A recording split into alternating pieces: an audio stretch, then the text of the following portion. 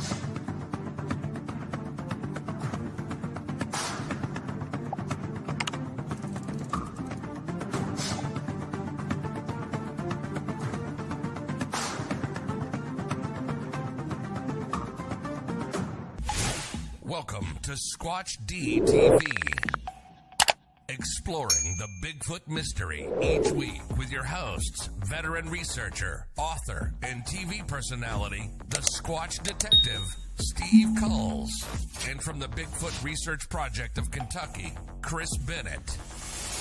Sit back and buckle up as we bring you guests from around North America discussing the Bigfoot phenomena, but not without a few laughs, too. Here are your hosts, Steve and Chris.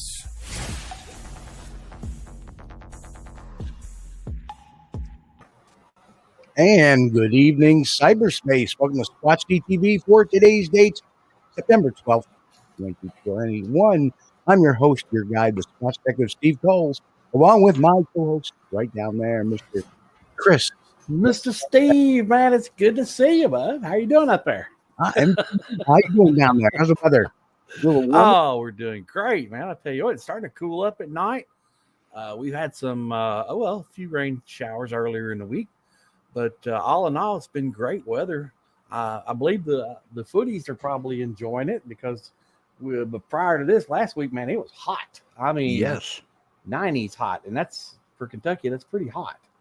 Well, we've been going keep down in mind the humidity factor because it's so humid. A lot of times when you walk from your house to your car, you got to remember to take a towel to towel off, because of the humidity. But, well, a couple of nights ago, we went down to 54 degrees. Oh, wow. Dude. Yeah, but starting already, tonight's low is going to be at 59 degrees, and that's going to be at 6 a.m. But that's kind of chilly. Actually, man needs a jacket for that. Yeah. I left work the other day. I was like, well, it's kind of chilly. I left at 9 o'clock. I was like, brr. So it was a little rainy too. So, yeah. But geez, it's been as usual. It's been a real busy week. Yeah. I had a lot of personal commitments this weekend, so luckily I was able to throw together a couple of videos for the show tonight. Last week, of course, I was out and about squatching again. So, and you're going to see a familiar face on the video tonight as well. But anyway, let's do our roll call. Hello to Alan Brummagem. Alan. Hello, Arthur Wow. Watts. Welcome, Arthur. That's a couple of new names. Bob Lemley, he made it here on time. Hey, Bob. Welcome, bud. Good to see you. Of course, B got here on time. Hello, B. Of course, we got Tack out there, Mike. Hey, Mike. He is out there in the woods. Big He's bad probably Tack doing the thing. Paul. Yeah. And I had the pleasure of meeting Paul last week. Quite a gentleman, and it was quite an honor to be out in the field with him. So I'm glad to see they're all out about again today. Yeah. Yeah. Who else do we have here? We got Central Florida Bigfoot's on. Welcome. And he actually chimed in, which I'm very grateful for, on the comments, since he is the photography guy, that he kind of agreed that this is CGI. So that was, of course, Ayodayara. I never have a Kia is here. Welcome From New Zealand. Welcome. And, we feel so honored for you to be. Yeah. And I guess it's tomorrow there already. And we got Jay Fritz. Good evening, Jay. Welcome. Brian 49. Welcome, sir. Hi, Brian. So, we're seeing a lot of new names because we've moved over from Facebook. So now people are moving over to the YouTube. Facebook. The problem was with Facebook was I was having a hard time. The chat wouldn't. I wasn't able to respond in the chat, which kind of stinks. So. Yeah, but here we are. Well, I can't respond in the chat here, so this stinks for me, dude. What do you mean? You can. No, I'd have to sign into my YouTube and go to the thing, the channel, and do it that way. Oh, you know what I mean? That's right. And I know I would probably get an echo. Not if you mute the YouTube. Yeah. You can actually, but then again, then you're switching back and forth. Yeah, I can see what everybody says. I can catch what you guys are talking about over in the chat. I just can't participate. Hey, Ammon Chris is somewhere in there too. Yeah. There he is. There he is. Hey. I see Troy's reviews. Troy, welcome. Yep, Troy's reviews. Welcome. Laughing Picker. Yes, Laughing Picker. I don't know what the heck happened. I hit new comments, and I think it's Laughing Picker is in. I think he was here last week, but welcome back. And we got Mary Roller in the house as well. So Mary, I've been out to Mary's property a couple of times, and she lives out in Chautauqua County, which is on the far end of the state. If you could be any farther from me, that's where Mary is in the state of New York. And we found a considerable size print. And of course, something to Sasquatch about is also here as well. Hello. Yeah. So, we got a little bit of a fun-filled show tonight. I don't know if we're going to go the full 2 hours again tonight, but we've got some stuff, and we should probably start with where we left off last week, Chris. And you watched Letters from the Big Man. Yes, I want to tell everybody that I cannot emphasize how painful it was for me to do this research, because I actually sat through that whole movie after the show last week, because I knew I had seen that footage somewhere, and I sat through that show, and I thought, I know it's here somewhere. And you know what? It was not from Letters from the Big Man. It was not from that movie. Well, I'm sorry you had to go through that root canal. Well, now we know that. And hello, Gary. Welcome. Hey, Gary. Great. So I know I've seen that. Painful. I've seen that movie somewhere before. Yeah, me too. Yeah. Remember that movie Paper Dolls? That was pretty good. That was, yes. That was Paper Dolls. We had, oh my gosh, his name is. Oh no, it's not in there. Nah. I'm not even going to try. They were on the show, though, and they're great guests. I'm sorry, guys. No, I'm not even going to try. I'm not going to try to remember. It was so long ago. I mean, God, that had to be. Now, mind you, in well, Paper Dolls has been re-released too, and it's a different name now. Right, because somebody else wanted the name Paper Dolls. So sometimes that happens. Yeah. But hey, just so everybody knows. The anniversary show is not going to be until the week after the actual anniversary, because on September 25th, September 24th, 2006, marked the debut of Squatch Detective Radio. Good God, that was 15 years ago. I've been doing this 15 years. 15 years. You know how many people we've spoken to? And I love this format because we don't have to necessarily pull a guest every week. And I like changed to a lot. Yeah. From the blog talk radio. Yeah. Oh, this is scores over that. What? Talking on the phone. What did you say? I can't hear you. Or the call drops. Remember that? The call. Yeah. I missed the prank callers though. That was fun. Yeah. Not often, but every now and then we would get some. So anyway, Chris, I'm doing. Oh, Steve, we lost you, bud. I'm just kidding.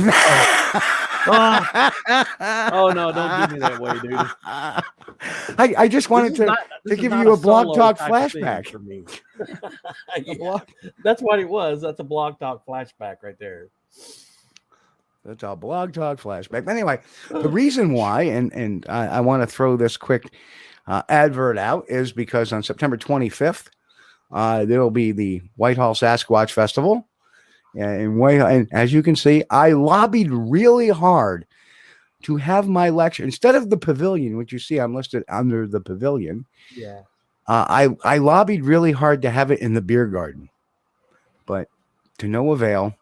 I got to have my lecture in the pavilion. Yeah, hopefully the beer garden is nearby. That's all I can say. No, we don't get calls over here at the beer garden. No, we'll never get him away from the keg. So, and we got Brian and Chewy Go Hiking. Good to see you guys back on tonight. Welcome, Brian and Chewy. Yeah, Brian and Chewy, you guys. Actually, it's Brian's channel. Yeah, you should have go hiking with him. Yeah, you should have checked out last week's show. It was a gas. Yeah, great video. Anyway, great channel on YouTube too. Brian and Chewy Go Hiking. Yeah, you guys check it out. Great story. Great story. Absolutely, check his channel out. So it's going to be a good time. And of course, me and the field team, we have some stuff going on afterward and the day after. So for me, it's going to be from Friday evening on till Sunday late night, probably Monday morning when finally I kick everybody out of the house. But the whole entire team is coming in. People from my teammates from Massachusetts are coming in, from the western part of the state, from locally. So it's going to be quite the crowd, and we're going to put some boots on the ground in the Whitehall area. So it's going to be fun. And where we're going on day 2, I'm not saying. Are they going to be following the masking and COVID safety and all that stuff? I have no idea. Yeah. Well, most of it's going to to be outside, though, isn't it? Yeah, it's going to be outside. Yeah. I'm in the pavilion, so I mean, even my lecture's outside. Yeah. The only thing I have to worry about is, rain. But I'll be I'll have my table, my books, and everything, all that fun stuff. Dude, you guys have been having a lot of rain in New York too last week. So hopefully it rained itself out. It's gonna be a cool time. Starts at 10 o'clock in the morning, goes to about 6 or so. The calling contest, as you see, is 5 to 6. I'll be emceeing the calling contest again this year, which is always a gas. So we'll have some video for the show on the 30th, the anniversary show on the 30th, plus a lot of other fun things. Hopefully I'll be able to put together between now and then. We'll have some blog talk moments. We'll have some obviously some stream moments here where things went awry. But so let's get on to tonight's rabble. And tonight, we're going to start with this video and we'll talk about it. And here we go. Enjoy, folks. First, let me stop my camera because sometimes it causes the video to. Should I stop mine too? No, you're fine. That was funny. It was like, hey, Chris, you never. No, I'm really here. So. Yeah, people in the chat are saying I should stop my camera. Yeah, get even with that son of a bitch. Anyway, Mary Riller just said no more Chautauqua Bigfoot Expo. That kind of sucks. Well, there hasn't been one in a couple of years, but hey, it was fun while it lasted. Met a lot of great people out there. Yeah. So you never know. You never know. Okay, so let's roll the video. Let's roll that wonderful bean footage.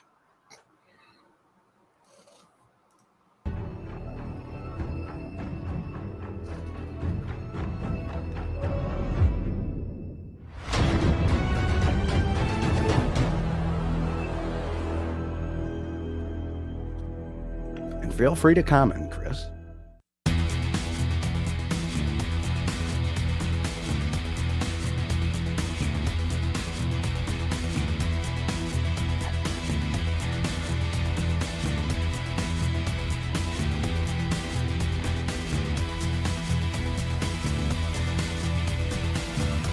These exclaimers were on last week, so I'm not going to show those very quickly.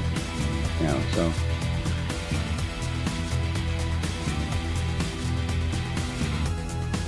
And there is a reason why I'm showing the video this week.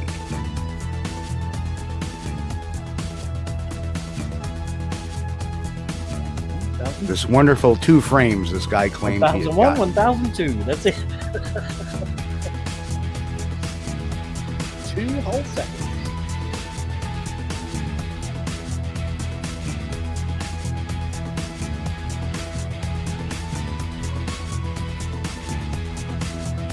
You got it. Something to Sasquatch about. It was a Mark Anders video. And as we know, Mark Anders is a satirist. In fact, in this video, they talked about Chris Christie's butt as opposed to this Bigfoot's butt.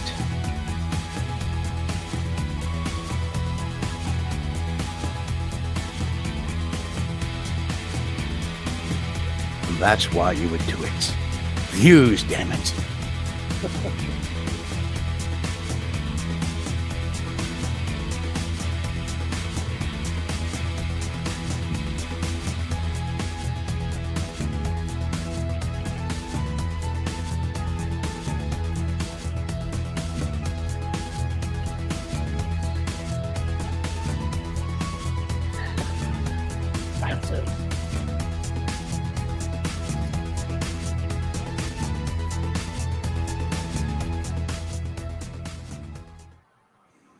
Yes, that's right.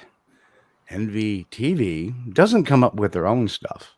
And now it's becoming even more apparent that originally they were picking up a lot of these obscure videos.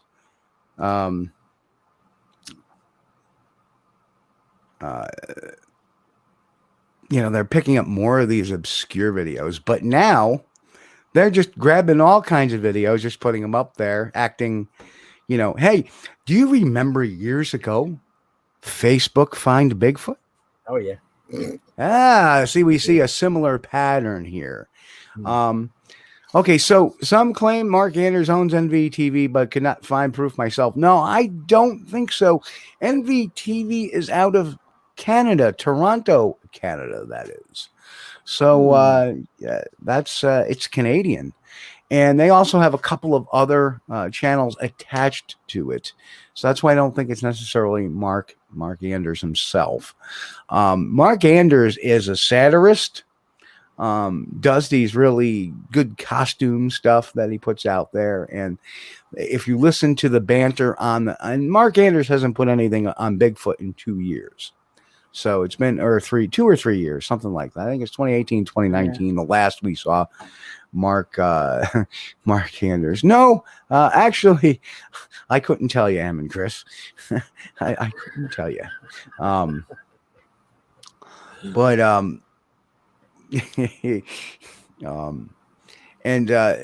NVTV is Canadian, and they have 2 other sub channels.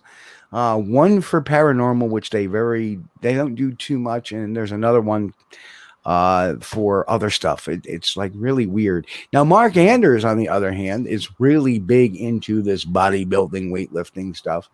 And I'm really not trying to find out who Mark Anders really is, nor am I'm kind of interested who NVTV is, because they're stealing everybody's stuff. I mean, without really any real commentary to it.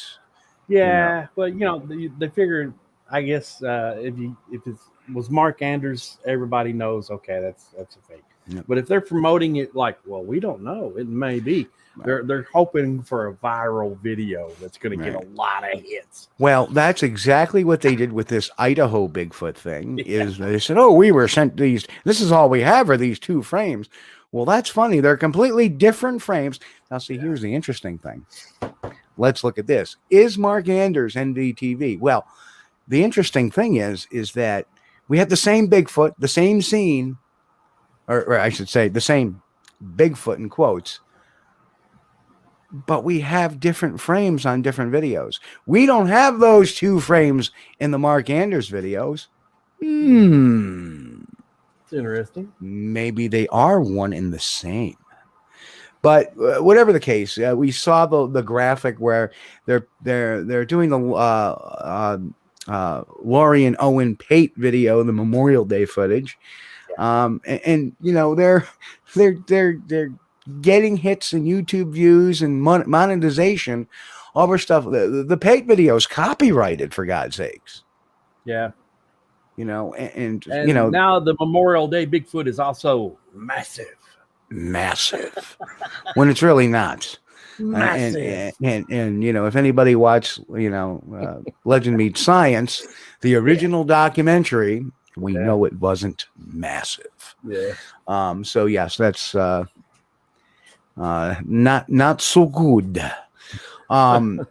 You know, and the fact that, you know, the Mississippi skunk, I mean, obviously there is no analysis here. There is no real, I mean, to me, this is theft. They're not like, see, we're taking their video and we're commenting on it and breaking it down and analyzing it. That's fair use. But just putting it up there saying, oh yes, here's a video, blah, blah, blah, blah, blah, and just putting it out there. Sorry, that's stealing. That's trying to make money off of it. Yeah, that would be like somebody taking the New York, and I'm waiting for the New York baby footage to come out, because if it does, I'm the only one who, the copyright holder said I'm the only one who can really use that. Well, with the exception of Finding Bigfoot and blah, blah, blah. Yeah. I'm waiting for him to use it so I can slam them. I caught somebody in a movie that Biscardi was heavily promoting, trying to use the Vermont trail cam photo in one of their scenes. And I had to bitch at them because I wanted no association with that picture with Biscardi at all. So I end up, you know, hey, we got some more. Nottingham Yankee is in the house.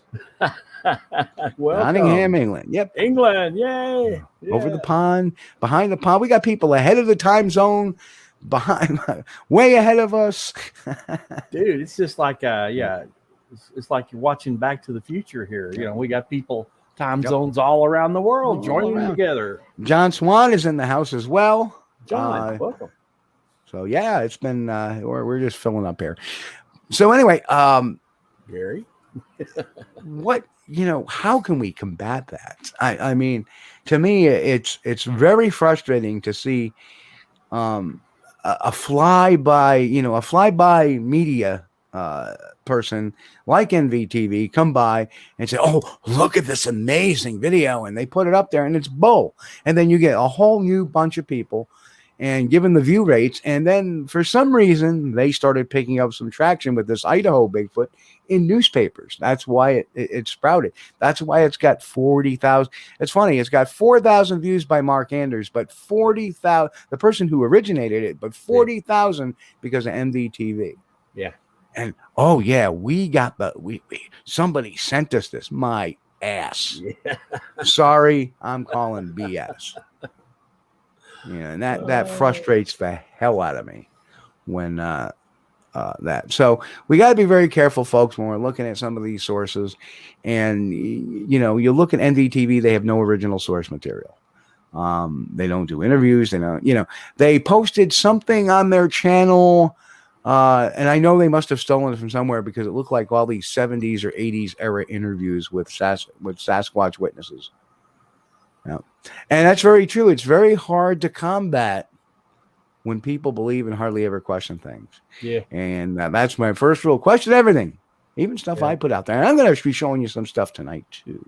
And you're going to be listening to stuff tonight, which is kind of cool for our friends over there at Anchor FM and the iHeartRadio folks and the TuneIn folks and all those folks. We have the Amazon. Now we are also on Amazon Music and as well as Audible. So, you know, this is going to be a pretty good point because at the end of the next video, we have some audio clip, a couple of audio clips that may kind of make you salivate a little bit. To me, pretty amazing stuff because I wasn't listening to it. I didn't hear it when I was there. So this is going to be kind of fun, but we'll get into that in a minute.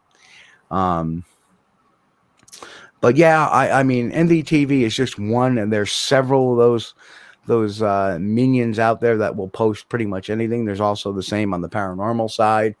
I'm sure there's UFO channels out there that are garbage like that too. Yeah, it seems to be more and more common. People taking older stuff and then posting it, or maybe turning it a little bit or twisting it a certain way, and then posting it as something new. Right. Yeah, exactly. But it's always for everybody. Everybody's been around a while. You guys, we look at this stuff and we say, wait a minute, I've seen that somewhere before. Right.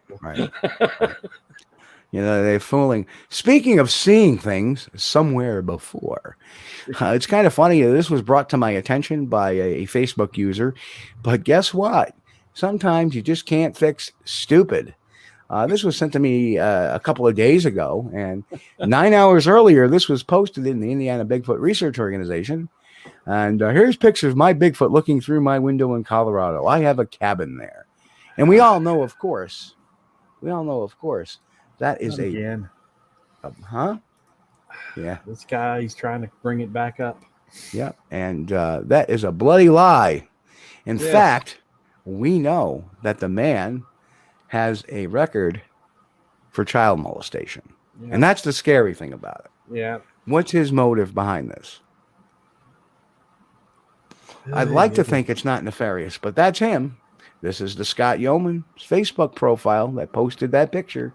And there he is years earlier. And he was convicted of child molesting in Indiana, of all places, Howard County, Indiana. And of course, wouldn't you know, it shows up in Indiana. But we also broke that down too. Yeah, that was because dry. Right. He does not own a cabin. He does not own any property. There was no fire at his mom's house with the video. He claimed there was a video, and these are the pictures. The pictures somehow managed to stay there, but as you can see, we kind of lined up the lights with where he actually lives, which is over here. Yeah. And you can see, if you're shooting out this window here, it would line up, and it's a little bit down or uphillish, uphill to the house where these lights are, which lines up perfectly with that. And you can look at them, and I've blown them up. They look like French, the type of sliding glass doors. Yeah. So that really worries me when a pedophile gets outed and he disappears, and then he comes back again trying to the same old ruse. Like, that's it. Yeah. Now, to me, thing over and in. To me, this man should not be on Facebook. And he should not be on Facebook. That's why he's using the name Jonathan Yeoman as opposed to his or he's using where is the actual graphic? Yeah, he's using the name Scott Yeoman. His name is actually Jonathan Scott Yeoman. Yeah. And that's the name trickery there, a little alias. And that's how I found him. And I'm trying to find the page. There we are. But his middle name is Scott. And I actually, that's how I found him. I mean, I actually was like, well, there's no Scott Yeoman in Indiana, nor Colorado. But then all of a sudden I put just Yeoman, and boom, Jonathan Scott came up. And with, and then you match the Facebook profile up. Oh, right date of birth. Right. Oh, look at this picture. Here's the mug shot. Here's the picture. Here's the mug shot. This is the guy. And and well, it makes you kind of wonder what his motives are to be. I mean, if you're social media to me, website. Originally I thought, well, maybe you're a child molester, and then you move to Colorado, and then in 2000, and then several years after you move to Colorado, you get caught working as a Santa's helper in a mall with the mall Santa Claus. So now you're dealing with kids. So they fire him, but they don't arrest him. Right? Now all of a sudden, so he comes out with this, he gets outed, he disappears. Now all of a sudden, he's showing up again. Now, I don't think he just wants to belong to a community. Now I'm starting to think he's trying to be a, part of my French, an effing sneak. And that has got me worried. So that has got me worried about him.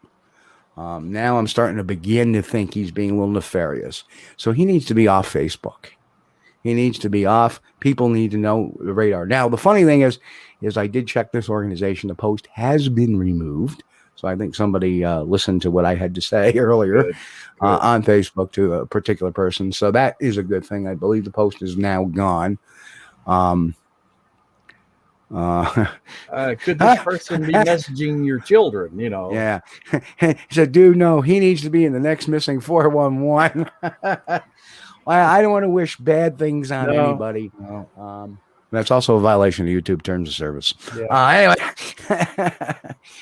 but you know, it's I don't know what to say. I just don't know what to say. It's the first time I've run into that. And normally, you know, if somebody had something minuscule, you know, if it was a DWI, you know, or even an old burglary, an old, you know, charge, who gives a shice? You know, the important thing is, you know, people make mistakes in their life. This is kind of the mistake. And when I was doing the research to find that article about him working as a Santa's helper, what is that telling you? What is that telling you? It tells me as an investigator, as a professional, this guy is still up to nefarious things. Yes. So doesn't look promising, does it? No. Now he's faking this stuff. So no good. But anyway, that I just wanted to alert our audience again. He is out and about. So anyway, next video. This we're moving pretty quickly here. But now we're going to talk. We can do a little question and answer segment on some of this stuff going on. Yeah. Creepy, no wonder. Mary says, creepy, no wonder kids screaming Santa's lab. Yeah. So, okay. So let's, let me just pull this one off. Let's play this one, and I'm going to stop my camera, so don't panic, Chris. Okay. And we're going to play this video next. And this is some fun we had last week while squatching with some interesting results that I didn't find out till actually I reviewed the audio. So here we go. Here we are out squatching again. What a better way to spend Labor Day than at the site of the 2013 FLIR footage, which was right down there.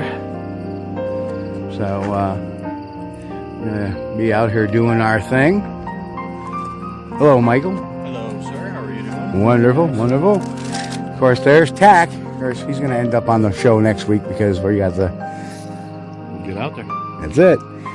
And so we got that. And up this way, we have South Bay.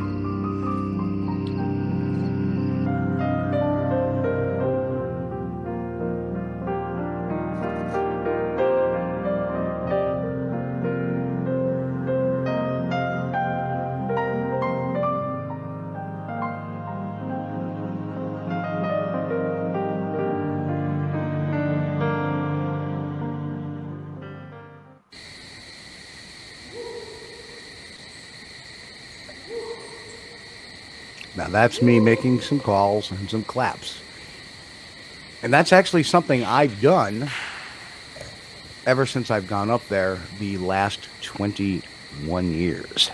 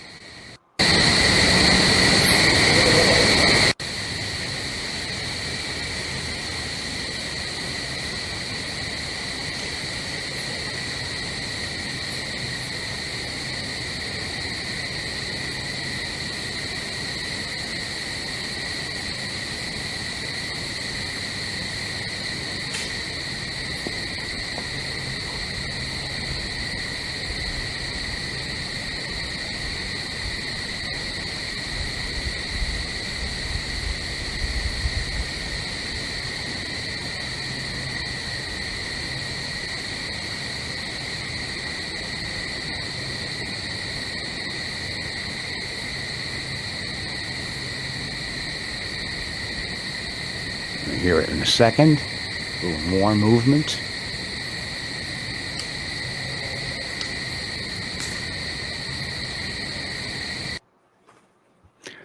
Now we have the first question. You got movement, but no IR footage. Why? I'll tell you why, because we didn't hear any of it. The recorder, it was actually at my vehicle, a couple 100 feet behind me on the road. We were in the woods. Obviously, you can hear the distance with me making some very loud noise, clapping, hooting. But whatever we heard was actually behind us. And we didn't hear any of that until I pulled the audio. And that's when I started. And whoever says, gotcha. That's why we were looking the other way until later in the night. And then we started looking around, watching our six, because a lot of that activity is to the west. And they fool us. And all the activity was going on again to the east. So. Well, your guys were over in the woods. They were checking out your car. Yeah, they're like, hey, I want to get me one of these things. It's pretty nice. Yeah, Hey, is that the new Bronco? Sure is. We can. Hey, this will sure beat walking. And look, it's big enough to put put the family in. That's Robert's carjacking Squatch. Oh, Robert, you're killing me. So yeah, it was like one of those. And the funny thing was, I didn't tell Mike until tonight or this afternoon. I was like, "Hey, Mike, you're not going to believe this." And the funny thing is that I use something called BirdNet, and I run all the sounds through BirdNet just in case it's a bird. And I can't play the audio because I didn't convert them to video, but just. That night we heard something fly overhead really weird, it was just like this really weird noise. Threw it in StreamYard, turns out it was a vulture. So I'm like, okay, cool. I don't know what the hell I would be doing out at night, but it's a vulture. Diurnal animals will move at night too if they're disturbed, and given the propensity for owls and other critters in that particular Adirondacks. Paul says they were looking at the FJ. That's his vehicle. No. They were looking at the Bronco. Well, they could have been looking at both, Yeah, I like this one. No, I like this one over here better. Check this out. So I actually ran through that call, and it's very hootish, that call, if you really listen to it with the ear and with the cans on your head. Yeah. And I ran it through the BirdNet, and it turned out, the possibility it came up with is the spotted owl. Now, we all know that the spotted owl is an owl in the Pacific Northwest. There are no spotted owls here in the Northeast at all. That's what I was fixing to ask. Isn't that a little bit far out of the reach of the spotted owl? Right. So it definitely was not. I can tell you that night we did hear a barred owl once, very off in the distance. The owl activity was actually quite low. There's times I come there.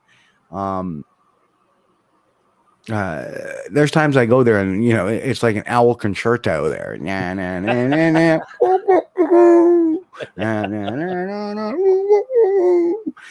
So you get that concerto. I gotta say, there was, we were up there going, it's kind of quiet, nothing going on. Yeah. And in fact, you listen to the audio, and there's a distance, that hoot was a distance away. The sticks in the movement could have been a deer, although I think we probably would have fleared the deer. Normally, we don't see much deer in that area anyway.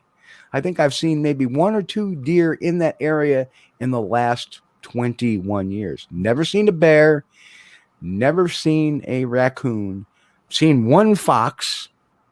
There's some mice, but mice don't make some snappings like that. You can hear the mice there.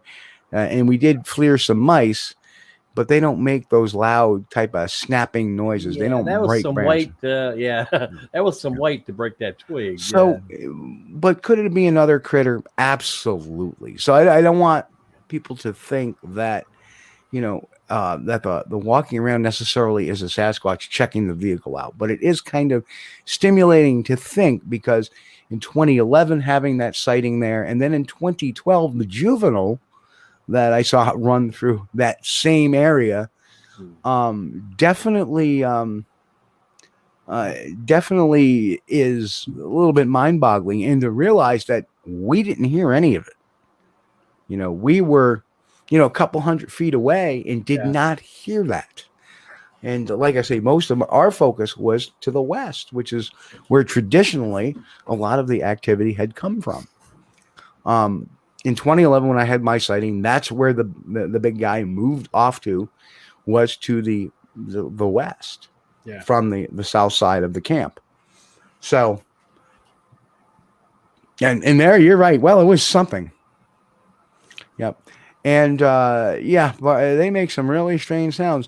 The most interesting thing that the barred owl, now mind you, the barred owl is really the only type of owl I've heard up there. I haven't heard many other particular species of owls up there. Not saying they're not there.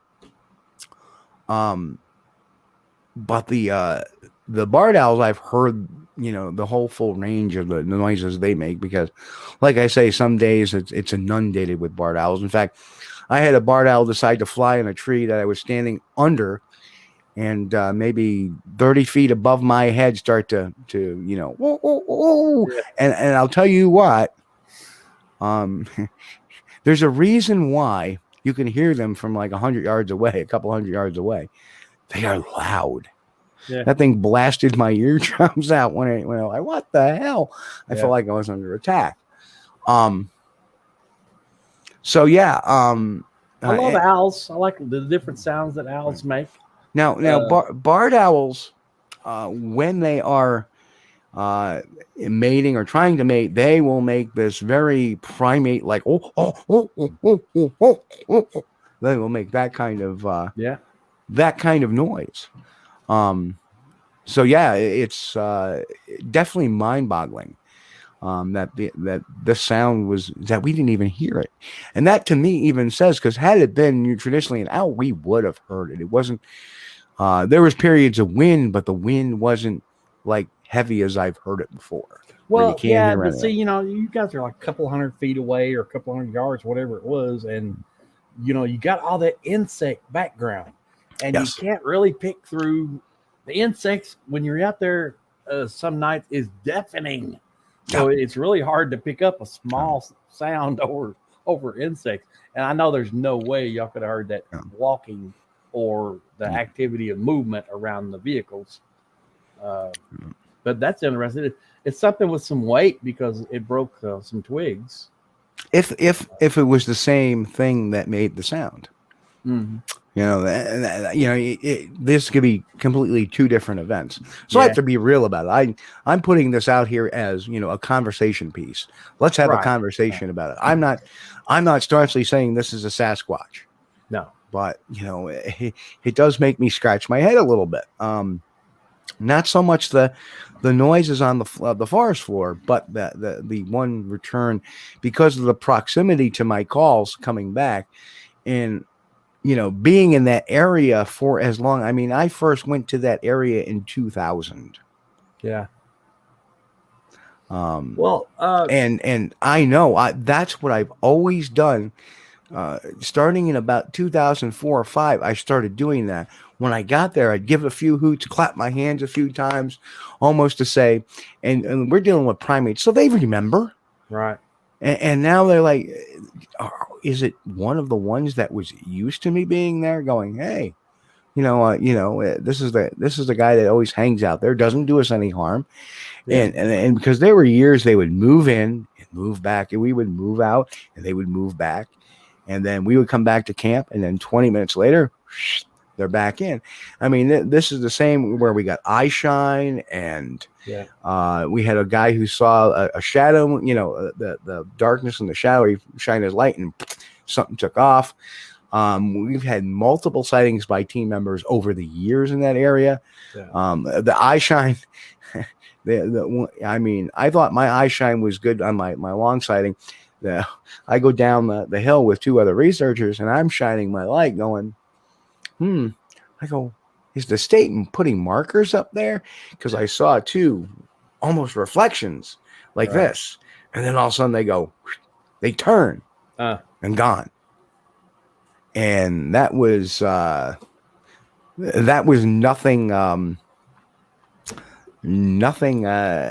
flying, and it was about the right height as well.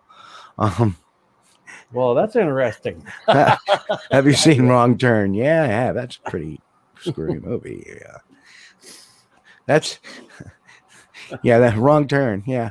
I go to Chris's house, I end up in Tennessee. Home of the Widja-Didja. Tacker's making a point too. I know what he's saying. Rocks. We were out there a couple of years ago. Rocks were thrown. They hit me and Tack while we were setting our gear up. We just opened up, and that was actually lower down. That was a little more north of that position. I have never had a rock thrown at me that I know of. I did get a recording of a rock being thrown, but it was several hundred yards away. And man, it was thrown hard, and it hit a tree with a bump. And you could hear it when it was bouncing. I guess it was on an incline, so the rock would have been bouncing down the hill as it rolled down. But I've never had one thrown at me. Well, here is. Let me just pop this up.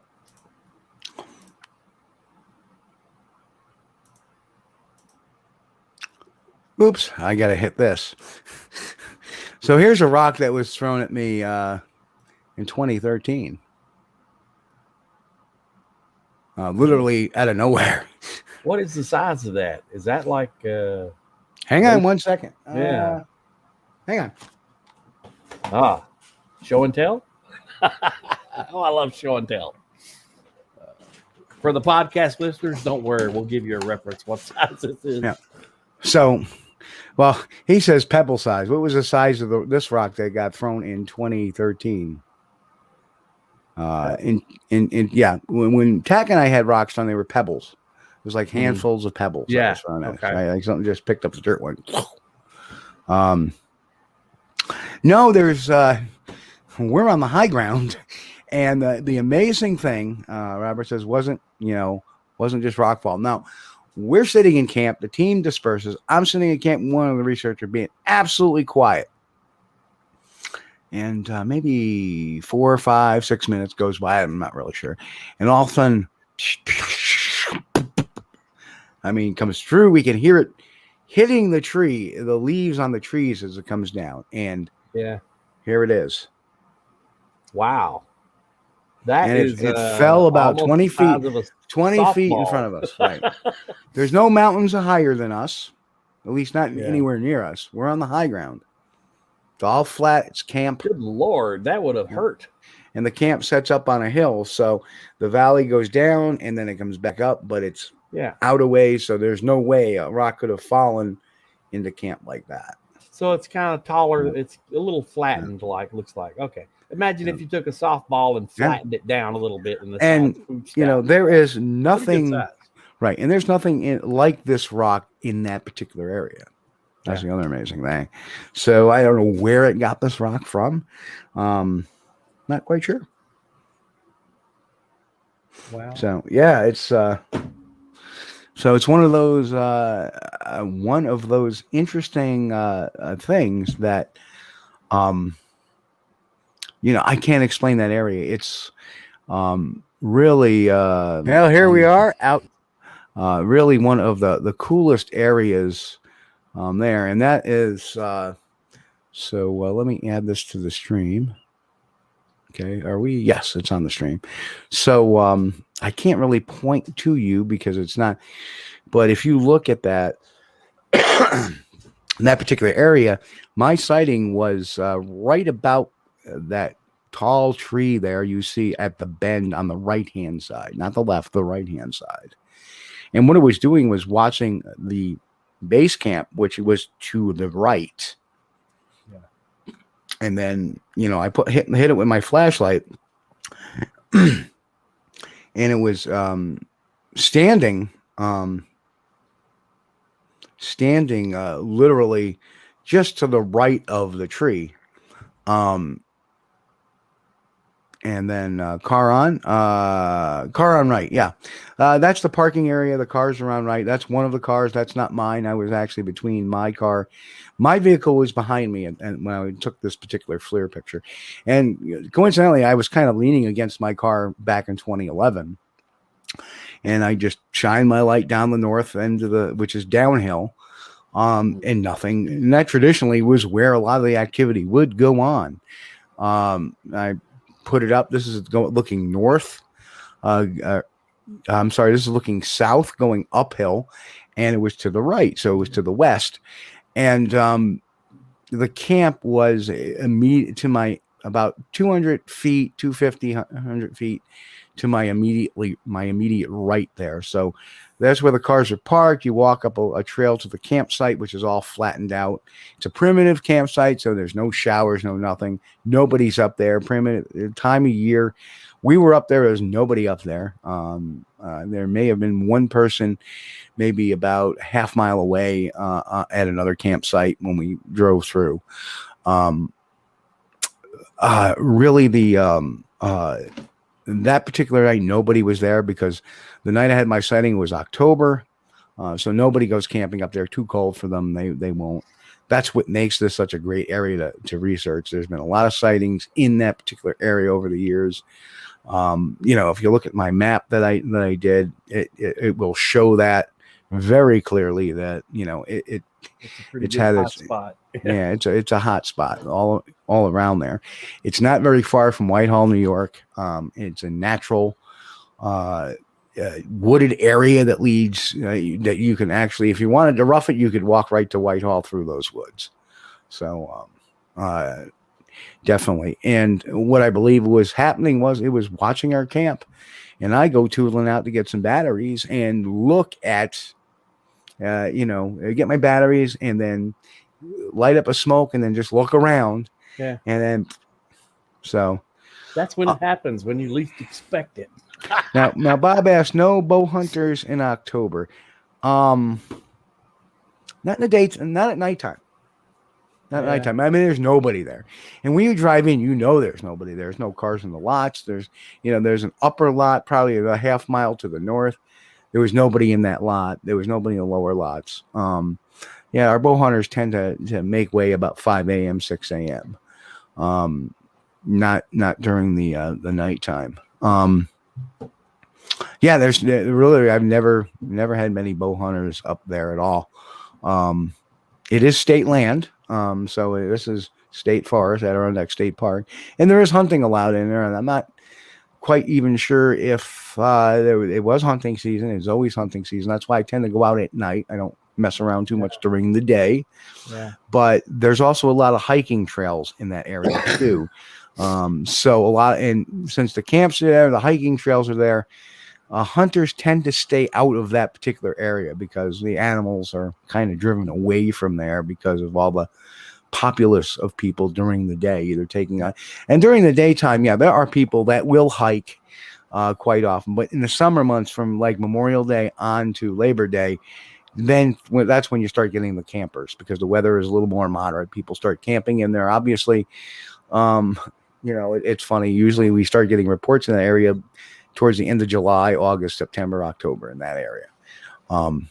That's a good rule of thumb too. Don't go out doing a Sasquatch trekking adventure during the day during deer season. That's probably a good rule of thumb. And because there's so many trails there, you don't get many hunters that go on there. They may go further down where there's less trails, but not up that particular way. So it's a very popular trail as well. So, and I'll go back in fact, in my montage every week, you hear John talk about the sound of it. And John and his wife had an experience out there in 2000. They were hiking and they went off trail. It was the July of 2000. And they had walked some distance, about a quarter mile, half mile off the trail. They found a stream, and they were kind of hanging out the stream, and boom, something started screaming at them. And John had been up there all his life as a kid and as an adult, and said, I don't know what the hell that is, but whatever it is, it's, making my chest vibrate. Yeah. He goes, I need to get out of there. We need to get out of here. So they start leaving. And as they're walking out, John could see out of the corner of his eye something dark moving along, giving them the escort. And it still screamed at him about 6 or 7 times as they walked out. And then eventually they got about a quarter of a mile, getting closer to the trail, and it kind of tailed off and left them. So obviously that brought me there. And I've been there ever since. And unfortunately, John passed away in 2012. So very young. He passed away at 43. So, Too young. Yeah. He was actually a year older than me. So, Well, do you still do tree knocks in that area, Steve, to check for occupancy? I don't do so much tree knocks. I do a lot of lately. I mean, people do tree knocking on the team. I tend to clap a little bit. Yeah, you get the same kind of vibrato. As you could hear, that was me clapping on that, not hitting a tree. Yeah. To me, it's quicker. It's more efficient. Maybe not as loud. Well, see, that's something I think that once you do, to me, and in my opinion, do the tree knocking to determine if you've got any possibility creatures living in the area, and then after you determine, oh yeah, they're here, then there's no need to do it anymore, really. Now, the reason why I do that is because I've acclimated. See, to me, it's about acclimating them. Right. It's like when I come in there, whoop, whoop, 3 whoops, a few claps. Hey, I'm here. It's me. Right. I'm working on it, B. So Bob asked, as you can see, what's the bobcat population up there in the Adirondacks? Pretty good. I don't know the exact numbers. But in that particular area, I've never seen a bobcat, never even heard of a bobcat. I talked to some of the ranger up there, and he's like, yeah, we may have had one bear up in that area in the year. It's not for some reason. And I have a feeling it has to do with a lot of the day usage, kind of pushes them out. So they don't really hang around there. You may see a transient bobcat. I haven't.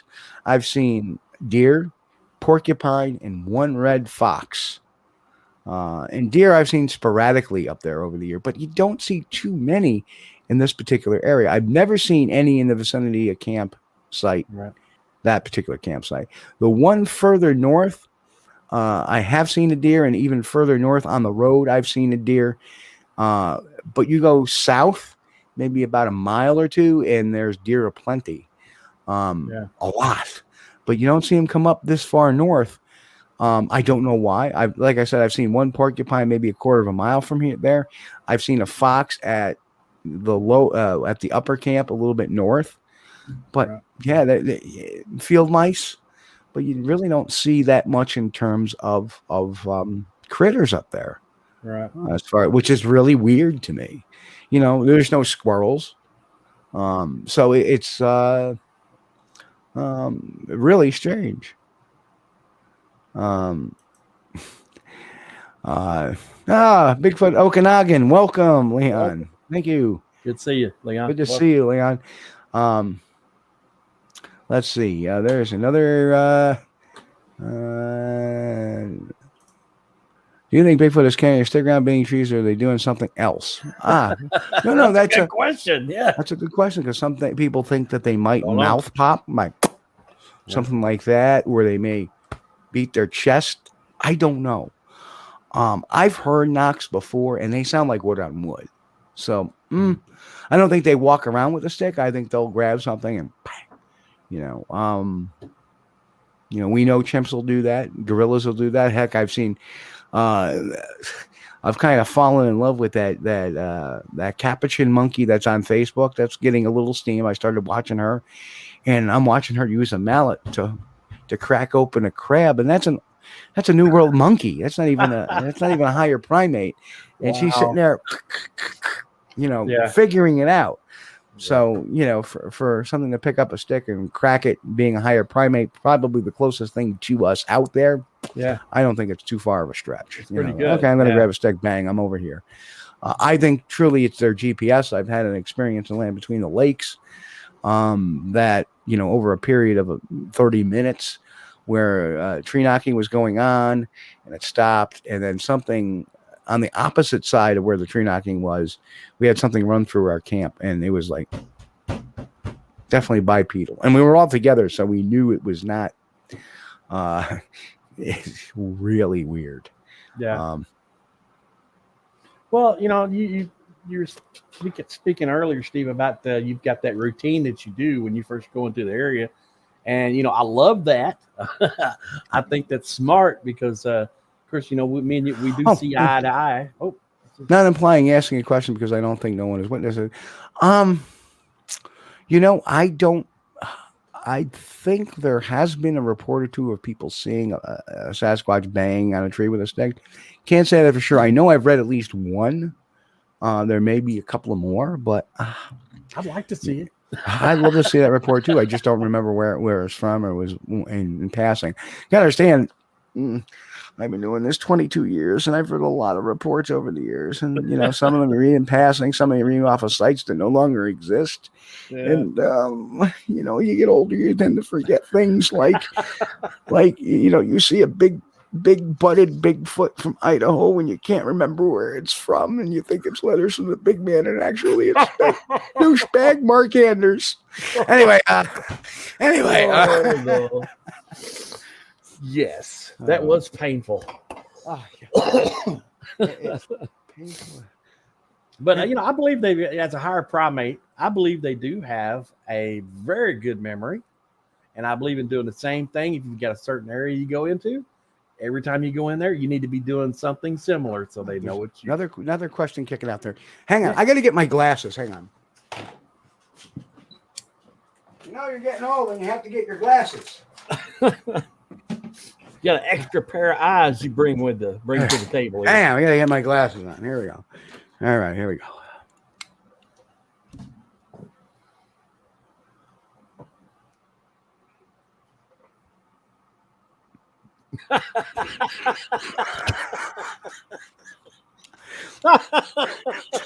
Sorry, I just had to do that. I was reading the question. I didn't even look up at you until I saw it. Yeah, I know. You were looking at the question. Also, you those look like World War II. These are round spectacles that are literally Coke bottle bottoms. Oh, my goodness. No, they're not really my glasses. They're just, they actually have no filter on them. They look big, but the inners are normal, so you can look through them and walk around. And oh, that's nothing. You should see the wig. Uh-oh, Chris, I lost you. You're killing me. I had to mute out there. Go. Now I've got the dogs started up now, and they're upstairs. All 17 of them? Oh, yeah. Yes, in case people don't know, Chris has some wonderful, wonderful pups. And they're Yorkies, right? Yes. They're tiny. And when I got there was 5 of them, and they're all great. And one of them, and the cat loves me, and it's hysterical. Right? Then Chris tells me they had a litter. Yes. They had a litter. Yes. Right? And guess what? There was not just 4. There were 7. Yeah. Now we have a dozen. You got a dozen Yorkies running around. Actually, no, it's 11. We had 4 to begin with, and then the largest, the female, took a visit from a friend, and now she had 7. So we have 11 Yorkies at the moment, and 1 orange cat that stays very busy. I'm trying still to here. keep away from the Yorkies. You gotta love them. So, They'll Chris, drive you crazy, but we'll ask you first, Chris. What's your thoughts on upside down trees? backhoes and bored backhoe drivers, operators. That's my thoughts on upside down trees. Now, if it's in an area to where there's been no logging and there's been no construction work, then that would be another question. But unfortunately, I think the upside down trees have all been an area where there's either been logging or construction work. So that's what I think. I think it's bored backhoe operators. Oh, you got some new hair in there too. That's right. I'm going to do the rest of the show like this. Right. That's right. I believe everything Mark Anders does. Oh no, man! The podcast listeners can't see this, but Steve's wearing a gray hair and these very round, thick spectacles. And actually, the gray hair is like male pattern baldness style here. That's which, hey, don't get me wrong, there is nothing. My name is with being Orville, bald. and I've taken over for Steve for a little bit. And you see, I want to talk to you about the different types of Bigfoots that are out there. Oh. You'll see there's there's Zorth and the Council of 12 with the Janu. Don't forget that. And then there's Mark, and then there's this wonderful channel called NVTV. Very good. Sorry. All right, I'll go back to me. Oh, no.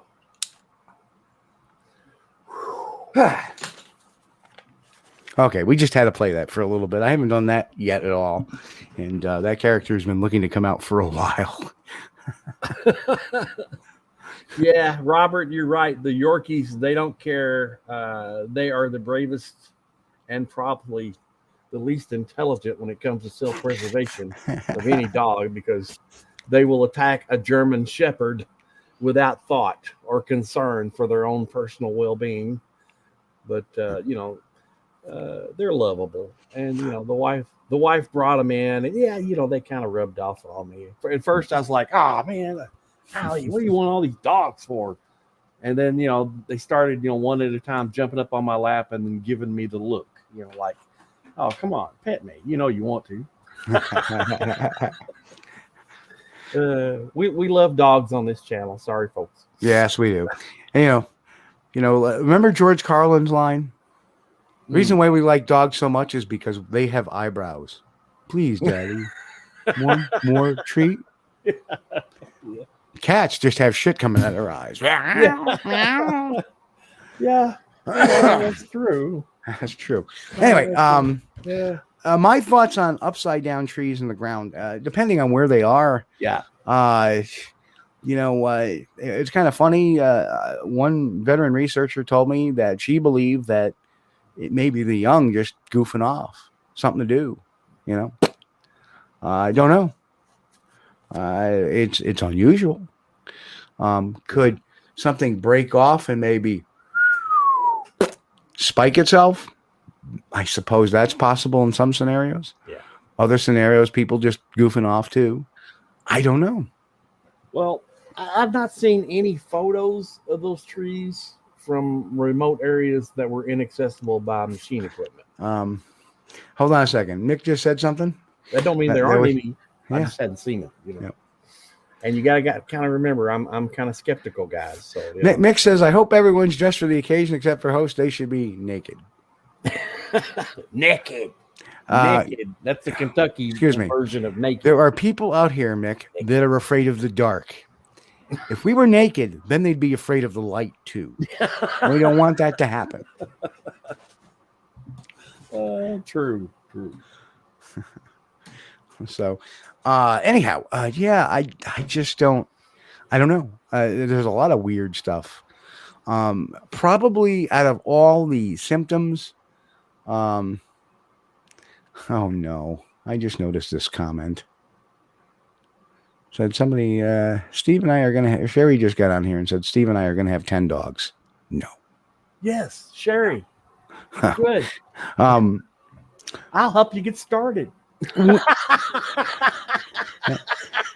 And no, good old Western New York says, lodges have been known to do that. No doubt. That's why I look at like tree falls and tree evidence, probably the least important Bigfoot evidence out there. And you'll find the most amateur Sasquatch researchers out there falling back to that. Todd Standing is a great example of that, by the way. There's a reason why he falls back on that, because it's easy, it's cheap. Oh, look at this. And try to explain how this break, well, the break could have, God forbid that you tell them that, well, weather could have done that. Well, look at that bend in a tree. Well, a tree just doesn't bend when you go, because when you go, it goes right back. You have to hold that down for weeks for it to grow that way. I don't get excited about tree evidence, though, unless it's found directly after a sighting that has that actual trackway. So something went through there. Right. The way you track an animal. That's what I get excited in my. But finding tree twists and tree breaks and a tree twist, maybe if they're in relation to another sighting, if they're in relation to a sighting, if there's tracks around, if there's something you can track with them, because you look up and look at these tree breaks at a certain height. Yeah. But tree structures, no. I laugh at them. Oh, they left me a glyph. Well, number one, a glyph is not a bunch of sticks put together. A glyph is actually carved into rock or painted onto rock. That is a glyph. Yep. Right. If somebody's leaving you a pile of sticks, it's a pile of sticks. Yeah. And I'm not buying the people. Oh, look, it left me a stack of rocks. I'm not buying that.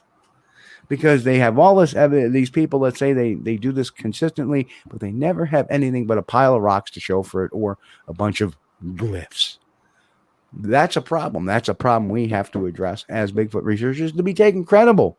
This is not evidence. People go on these things and look at this stuff, and then, they get on with other people that of similar ilk, and then they all get in these grand, in these visions of delusion and grandeur that, I'm habituating a Sasquatch. Look, I put this fruit out on the log and it's gone. Well, no shit. Pardon the French. Yeah. Well, to me, Steve, the skeptical side says, hey, for anything tree related, it's got to be in conjunction with some other form of evidence before it means anything. Like if you had a sighting in an area and you went back to that area the next day to investigate, and you found tracks, and then you noticed up above at the 6 or 7 feet level, there were some twisted twist breaks or something. You said, well, that could be related to the sighting, but if you're just walking through the woods and you see a tree break, that could have been a Sasquatch, but it also could have been ice. It could have been a buzzard landed on it and it was too heavy to support the limb and broke it. Now, if you look, whoops, what the heck happened there? The whole thing just crashed. Let me put that back. Oh, no. There we are. There we go. Yep. Yeah. So if you look at that picture there, this is a picture from a sighting report that they had taken. 5 witnesses over a period of a half hour, 2 different separate sightings within feet of one another.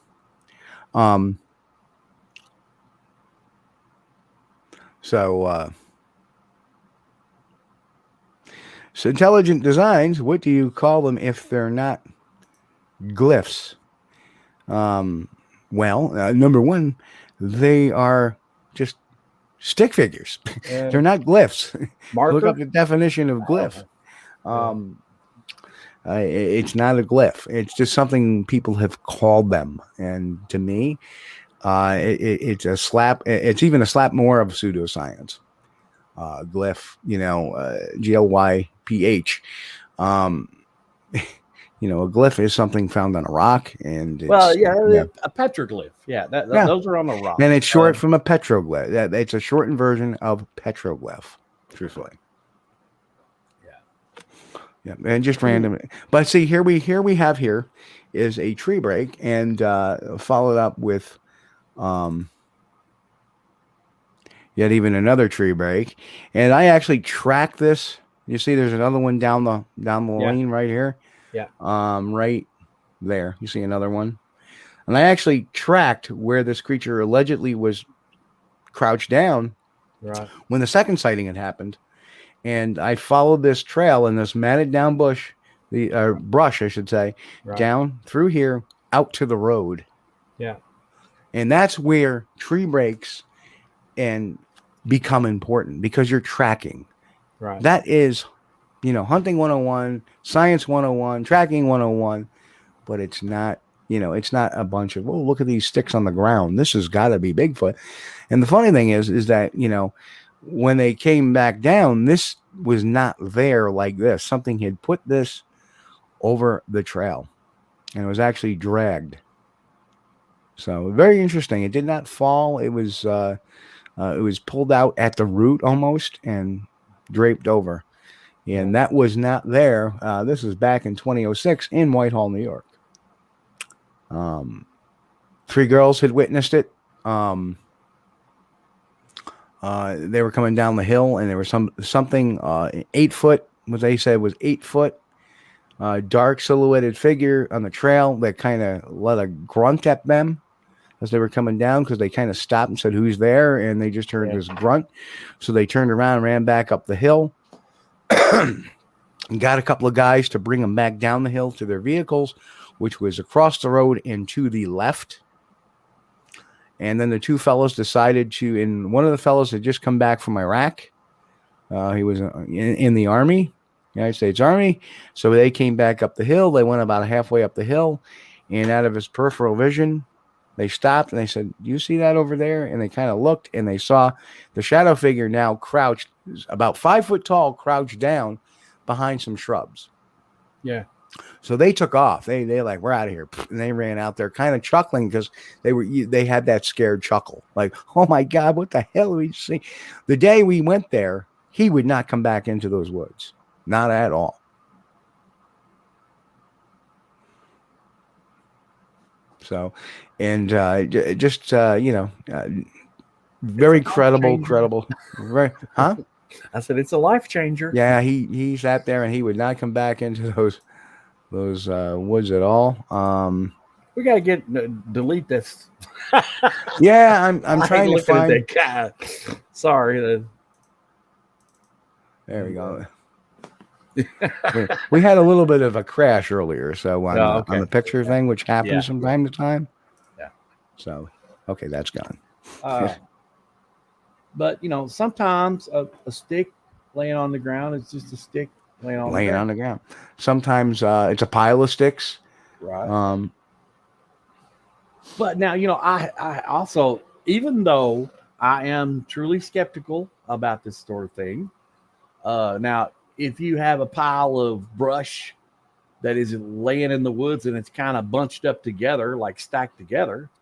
Now, if you see one sitting hiding in that brush, well, that's probably Bigfoot related. Yeah. If you can see him in there, it's probably Bigfoot related. But, I mean, it's kind of fun. The X's, I love that. Oh, the X's. Yeah. People run into, oh, look, that's a Bigfoot. That's a Bigfoot marker. It's an X. Big deal. Like an X in my yard doesn't mean it was done by a Bigfoot. It's been there for 4 years. Well, yeah.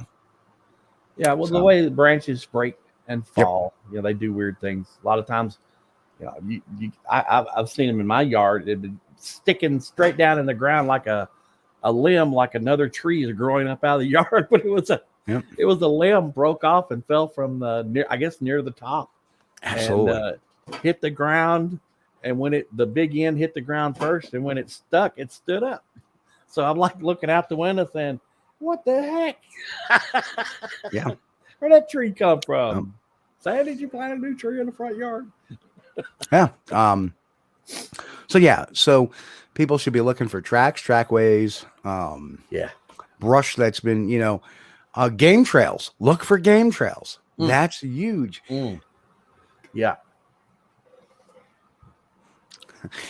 And that's true. It's only an X if you approach it dead on. If you don't, what is it then? It's a lazy J. Not a Bob J. So lowercase b. I don't know. An X does not mark the spot when it comes to Bigfoot. That's for sure. That'll bite me in the behind someday. It could be the Nephilim laying out crosses in the woods. Yeah, the Blair Witch. I shouldn't have said that. Now that's going to be. Well, here's another thing, Chris. Tree knocks, like the single tree knock, I get worried about, especially in the wintertime, because I've heard things that sound like a tree knock. Right. And what it is actually the cold affecting the trees. On a very cold, 10-degree night, those trees will start to. Right. And then and they'll sound like a tree knock. Bang. Pop, crack. Yeah. Sound like you hit it with a baseball bat. And in actuality, it's just the temperature contracting or expanding the wood, depending on the it's supposed to be the bark splitting, especially if you got a lot of a tree that's got a lot of sap in it. Well, I don't know, depending on what kind of trees you have in your area. We've got a lot of hardwoods here, and the yes, B, we said popping, not pooping. The black walnuts and the black locusts. Oh my gosh, there's so many different hardwoods here. Yep. And when it gets below freezing, well, anything below 32 degrees, but more often it happens when it's like, if it gets in the 15 to 25 degree range, you can go to the woods at night and just sit there, be quiet and listen, and you'll hear pop. Like, whoa, what was that? Yep. And it's just the tree freezing. Yep. Yeah. Yeah, I mean, I heard. Can you imagine if you went out there with a stick and you hit like 3 raps on a tree and then you heard a pop? Yeah. Oh, that was something answered me. Maybe not, depending on the temperature. Right. Yeah. And there's been times too that I've heard a car at some distance go over a particular like pothole or a bump. Yeah. That will make a popping noise as well. Yeah. It'll sound like boom. So you're like, okay, like I said, you have to take everything nonsense. I mean, the only thing that, you get a vocal scream. Okay. That's something you need to evaluate. You need to compare that. And that's a resource too on squatchdetective.com. I have an audio room, which you can listen to different types of animal calls and such, and as well as some of the popular Bigfoot, alleged Bigfoot screams, I should say. Very helpful. Yeah. Foxes, I assume there are foxes all over the United States. They can make some of the scariest sounds, and it's all that same little animal, a little red fox or a little gray fox. They can sound like babies crying. Yeah, they're very shrill. Yes. Very shrill. And then you have a lot of birds at night as well that yeah. And, Sasquatch is whistling at me. No, that's that's probably a warbler or something that likes to. You remember your whippoorwill episode in Kentucky? How about the goat? The goat that screamed. Remember the goat scream? Yeah, those are cool. Those are guys. The screaming goat video. The screaming goat video. 5 million views. It sounds like Rick Dyer when you put his Bigfoot suit in a vice. But I think if somebody hears a Bigfoot, they got some different sounds that they can make, in my opinion. And if you hear one, I think it's going to be something you're going to say, wow, that was something different from what normally lurks around in the woods. Mary Roller, did you move to Georgia? I thought she was in Chautauqua. We're out here in Georgia. There are dead armadillos all over the roads in the morning. I bet they pop. I bet you. I thought they got them in Arkansas. I ran over one in Arkansas and about totaled my Camaro. Well, I'll tell you, a concrete block. Well, I'll tell you what, they sound like a tank coming through the woods. They sound a lot heavier than they are. Yeah. I mean, what's an armadillo? Maybe about 15 pounds? I don't know. I think the one I hit weighed about 250 because it about totaled my car. Boom. Yep. No, Poor little guy. the question is, B, is if a Bigfoot poops in the woods, does it make a noise? Well, I don't know if they poop at all because I've never found any, and that's one of the, I would go out looking for poop. Couldn't find it. I heard reports. Yep. Of course, the infamous, I added the poop everywhere poop on the video that I put out this week on the channel. You'll hear it. I snuck that one in there. Poop everywhere. Good, poop. Wisdom by Beckford, right? Yes. Yeah. You never know. Beckford may be making the return for the anniversary show, as that was probably the funniest show we ever had. It was. Yes. Everybody, see, we got a little bit of a delay here in the chat, so people are just getting that "does a Bigfoot poop in the woods" joke. Some of the responses. Bob says, "Good question. If they ate cheese, what does a Bigfoot eat anyway? They got to be omnivorous." Yeah. The only thing I know for sure, they'll eat his bark. You know what the answer to that question is? They'll eat anything they want. Yeah, I guess that's true. Yeah. And if they're OT in the house. OT is in the house. Welcome. And Robert Mick Walker snuck in too. And I like his icon. It's Robert. pizza. Pepperoni pizza. Mick says, has anyone else heard some of the freaky sounds that possum make at night? Yep. I bet lots of people think that's a Sasquatch. Well, I don't know. I do have a story about a possum. Of course, my wife, she's from Thailand, and I don't know whether they don't have them there or she just never saw one because she was originally from the city. But she came here, and like everybody else in the country, you have your leftovers after supper. You scrape them out in a bowl and dump them out behind the house somewhere in a scrap pile, and the dogs come, and your neighbor's dog, the 3 houses down or 3 miles away dog come, and they eat those scraps. Well, one night she went out there and she came back to the house and she was running and her eyes were very big, and she said, "Chris," she couldn't speak English very well at that point. She said, "Chris," she said, "there's some kind of animal out here with big teeth, and it hissed at me." She had went out there and almost stepped on this possum, and it was going, and it scared her slap to death. But I explained it to her. Don't worry, honey. I said the worst thing it's going to do is fall over and act like it's dead. You're okay. I would have laughed. I looked at it and it died. It was funny. She said some big animal had a big teeth and it hissed at me. Yep, possum.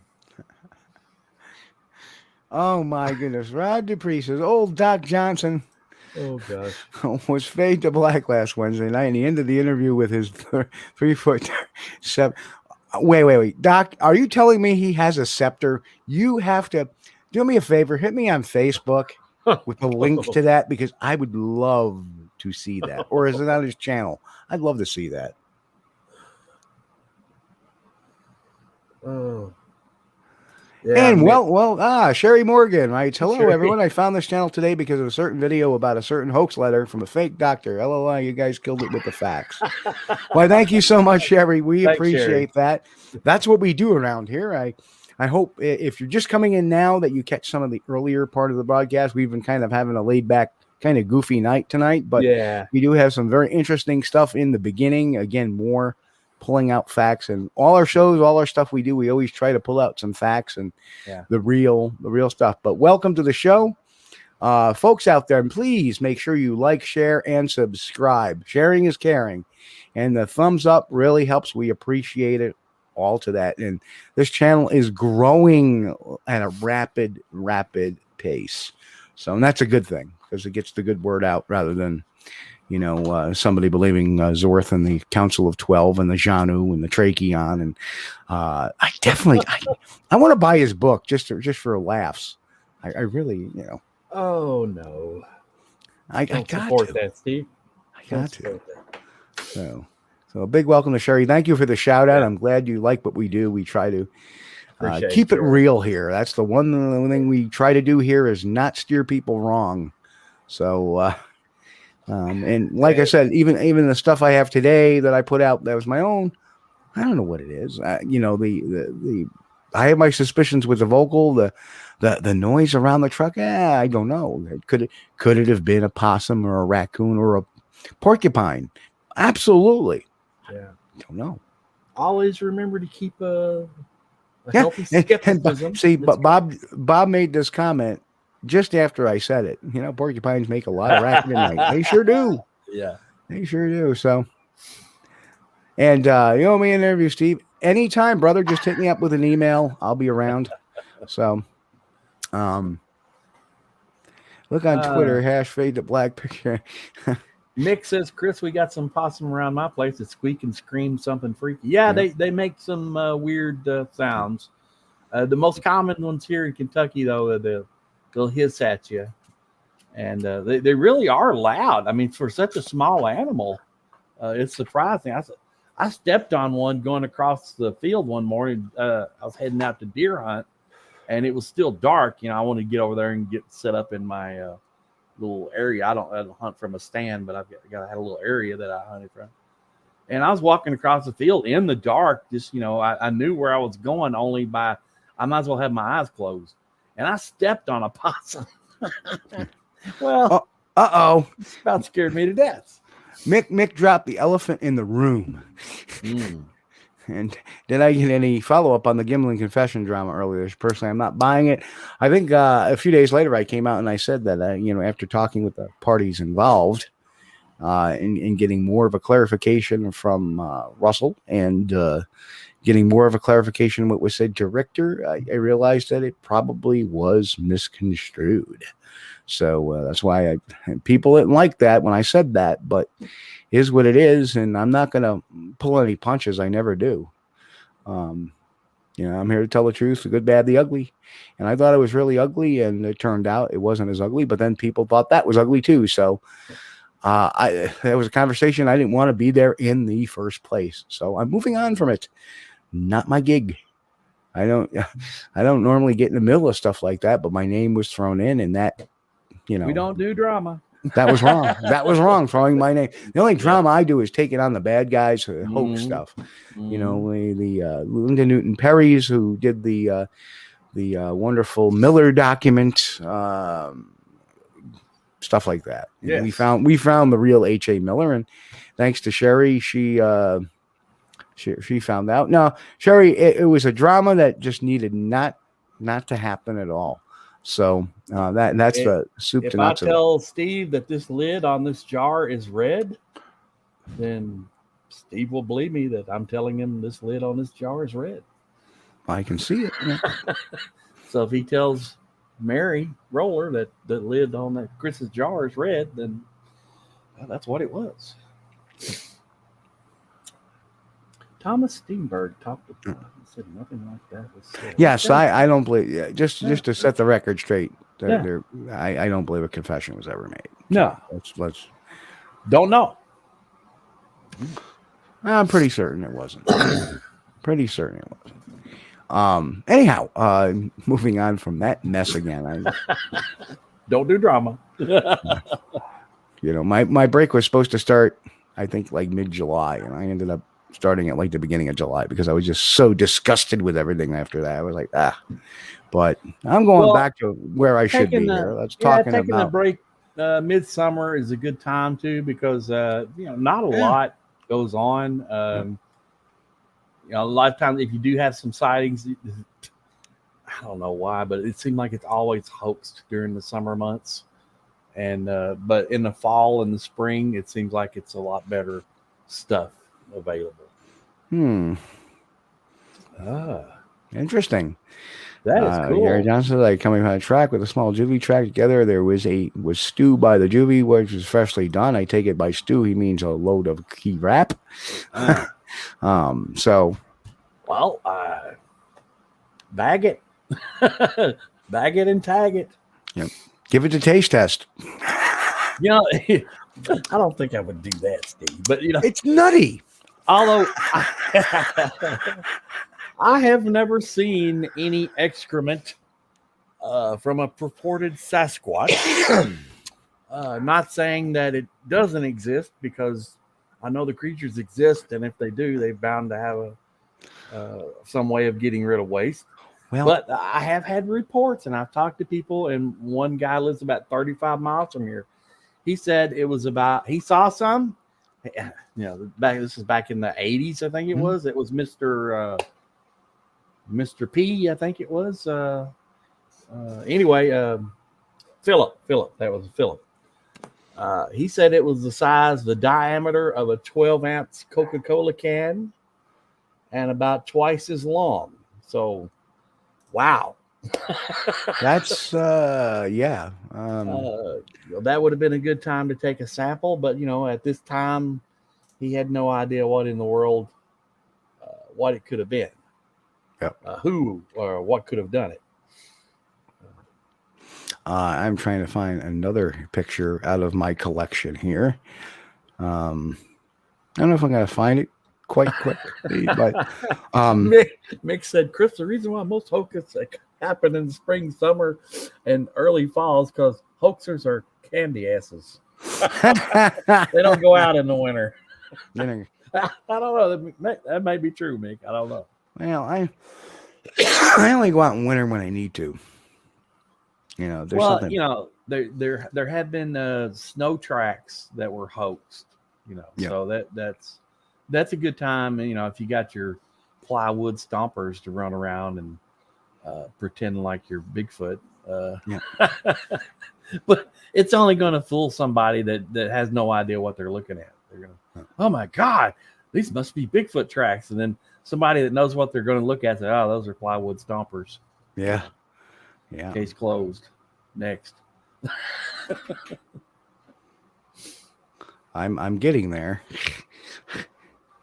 No, it's you know, people ask all the time, do you know, diurnal animals versus nocturnal animals, and you know, well, if Bigfoot or a Sasquatch is nocturnal, why do people see him in the daytime as well? Yeah. And that's, you know, because animals move, you know, regardless of daytime or nighttime. If they need to move, they will move. Right. Sorry, I'm still trying to find it. It was years ago, so I know I have it here somewhere, which is really a cool picture. OT says Bigfoot has larger intestines, I'm guessing, to pass that Lincoln log. Well, that's actually a good point, OT. It is theorized that Bigfoot would have a longer gut than a human would. And the reason being, so that way they could process more raw material and get more nutrition from it by having a longer gut. As far as the size, you know, well, of course, it's probably proportional. You got some guy that's 8 feet tall. He's going to probably pass a lot larger waist than somebody that's 5 feet tall. Yeah. And not to mention, what's the length of their intestinal tract? Yeah, that's the thing. I mean, ours is pretty lengthy as it is, let alone what a Sasquatch, you know, their digestion, you know, and it also depends on, you know, their digestive adaptations as well. Right. And if you had a creature that was used to being an omnivore, surviving on leaves, tree bark, whatever they can find, then chances are, and that was, I think it was Jeff Meldrum theorized that it would need, or it would be helpful if it had a longer gut to allow it to process the nutrition from those we probably couldn't get enough tree bark to keep us going and, calorie wise very well because we couldn't process it. By the time we got rid of it out the other end, it would still have a lot of nutrition that we didn't get out of it. Yep. But with the Bigfoot, the theory is that if they have a longer gut, a longer intestinal tract, they'll get more nutrition from less food than what we would have to have. And that makes total sense. So guess what? I find it. The chat room is hopping. Well, that's a good thing. Oh, there it is. Hang on a second. So a lot of people will ask me, so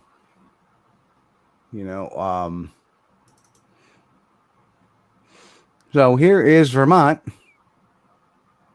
And there is in the middle of the day, literally. So you do get nocturnal animals that do move about in the daytime. And that was really, it's massive. Massive. Massive. It's got a big butt too. It is massive. That's a massive porcupine. Massive Bigfoot. That's a massive porcupine. He'll throw those quills at you now. They don't even throw quills.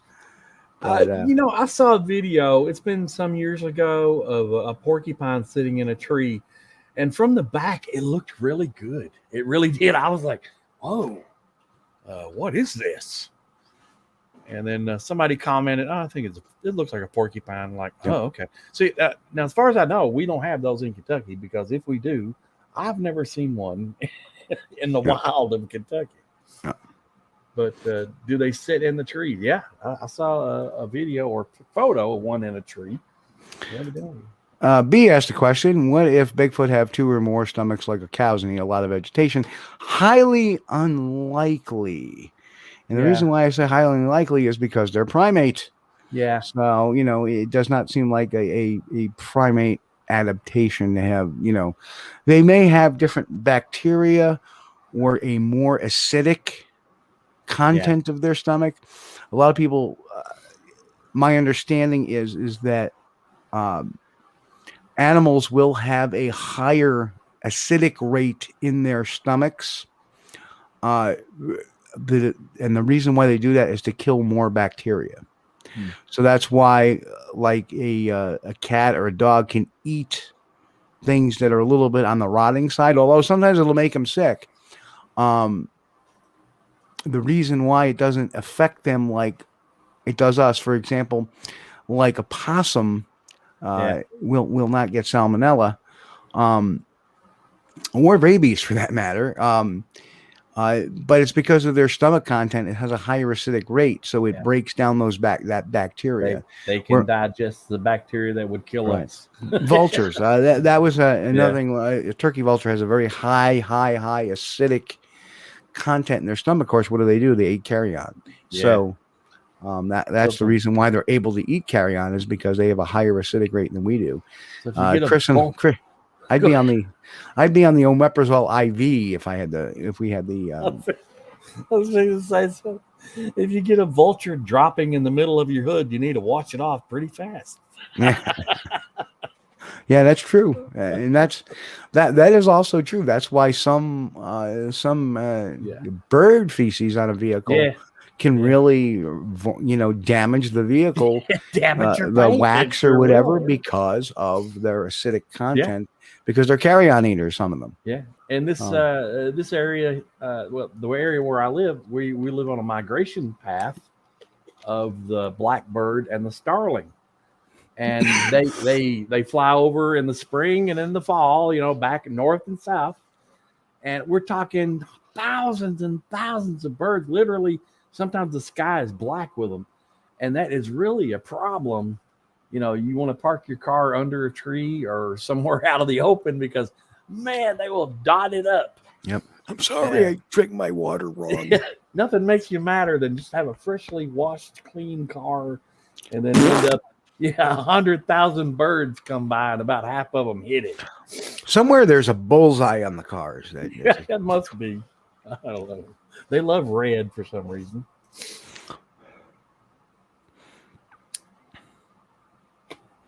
Oh, I agree, B. That I think they would need to probably have a diet of, and I figured this out. It's something like 5,000 calories a day, 4,000. Yeah.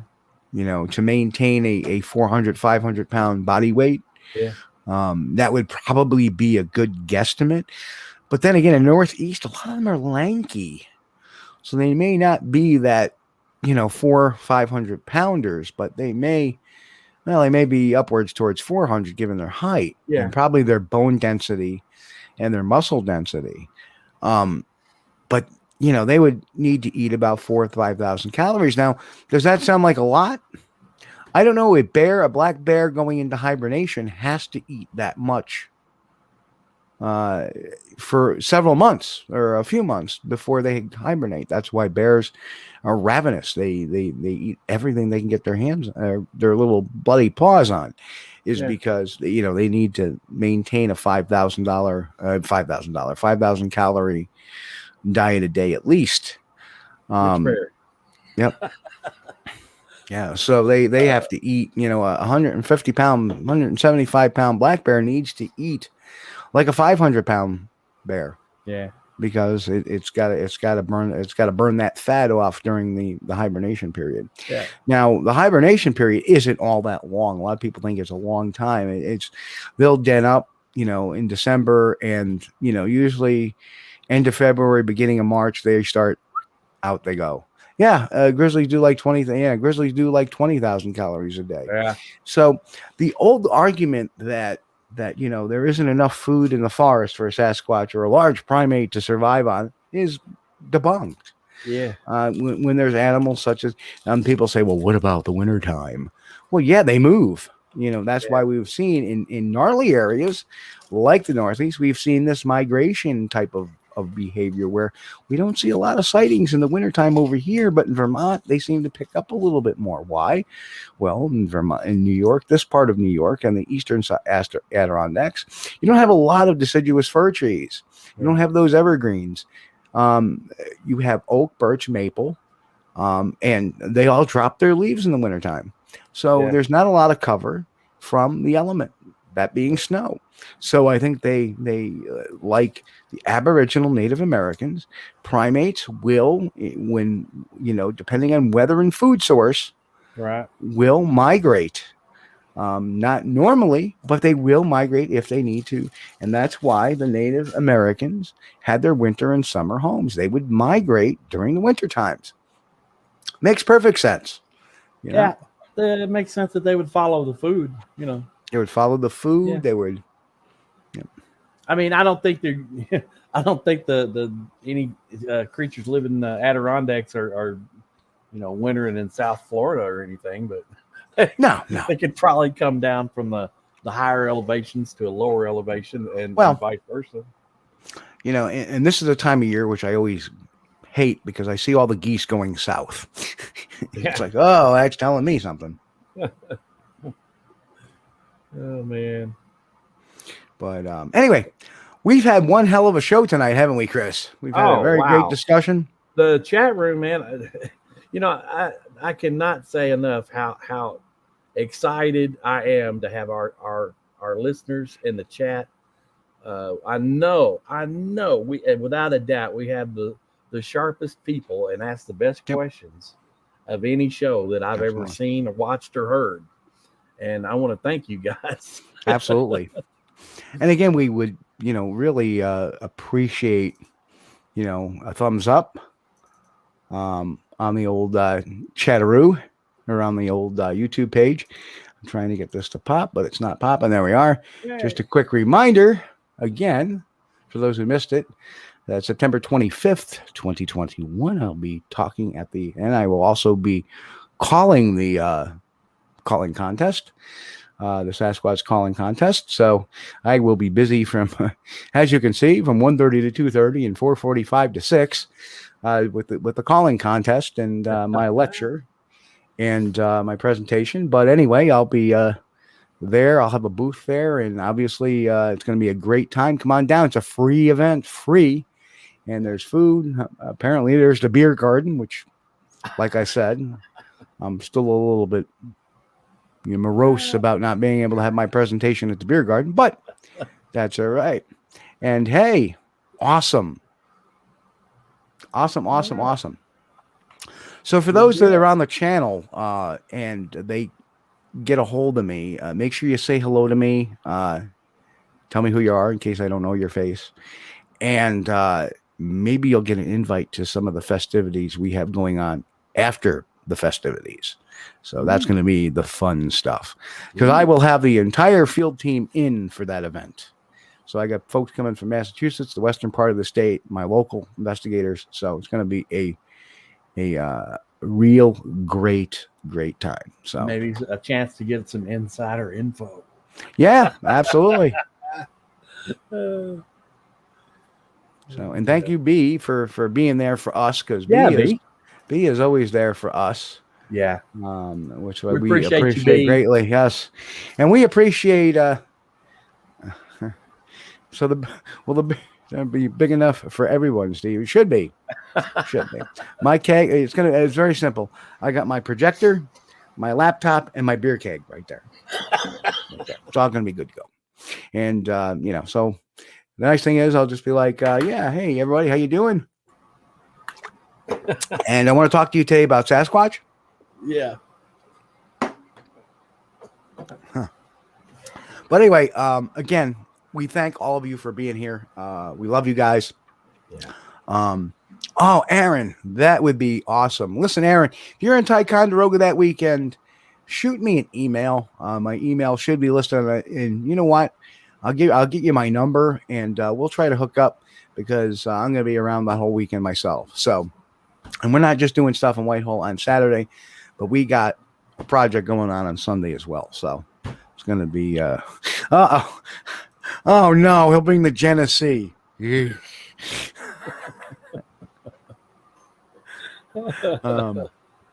Oh man. I just Western New York, leave that there. But that's right. And Sherry, just so you know, we are here every night, 9 p.m. East. Not every night, but every Sunday night, 9 p.m. Eastern. Well, I heard we're doing.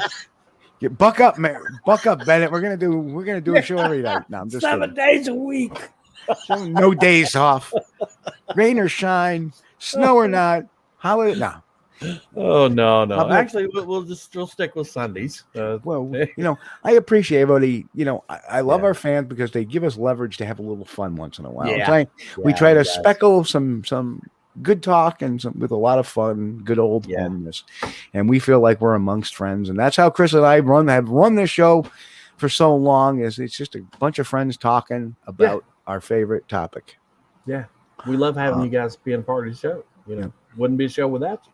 That's it. There would be no show without you guys. So we appreciate all you. And again, please give us a like, share, and subscribe. It awesome if you do. But anyway, Chris, any final thoughts for the evening, and we'll kick off. Oh man, I think I done said it all. Just thanks to our audience for coming in there, and everybody in the chat, everybody's listening on the podcast. We appreciate you. That's and right. If you're watching on YouTube, like Steve said, give us a like, subscribe, if you want to. We appreciate it. It helps us, with the YouTube algorithm, get search algorithm, helps us get found easier. And check out some of our other content as well. Yeah. There's more stuff to look at. And for all our folks listening on Anchor FM and all those other wonderful networks, we have iHeartRadio, TuneIn, Stitcher, Pandora, Amazon, Google Podcast, iPod, Apple Podcasts, all those guys. Hello to you, and I hope you enjoy, and I hope this gives you a little taste, and you come visit us at the YouTube channel as well, so you can see what you're missing just listening to us. But I appreciate you listening in your cars and at work and stuff like that. Yeah. So we always try to put a smile on people's faces, because we know, and I've talked to people before too, to say, hey, you know what? I work the night shift at work, and I download your podcast and I listen to it at night. And, while I'm at work, and that is so appreciative, and it does my heart warm, and it's, our honor to bring you this show and have a little fun with you, and, talk some serious stuff sometimes, go on a rant once in a while, but try to have it fun and know that, hey, we're not a-holes, but we can be.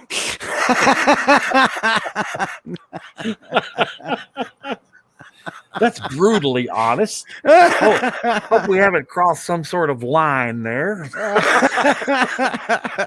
That line's been crossed a long time ago. All right, folks, we'll catch you all here next Sunday night, 9 p.m. Eastern, youtube.com/Steve Kulls. We'll catch you all next week. Squatch-D TV. God bless. Keep healthy and keep on squatching. Hey folks, you've been watching Squatch-D TV.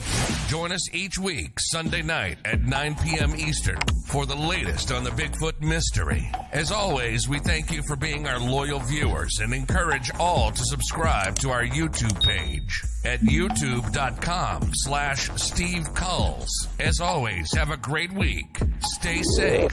God bless and keep on squatching.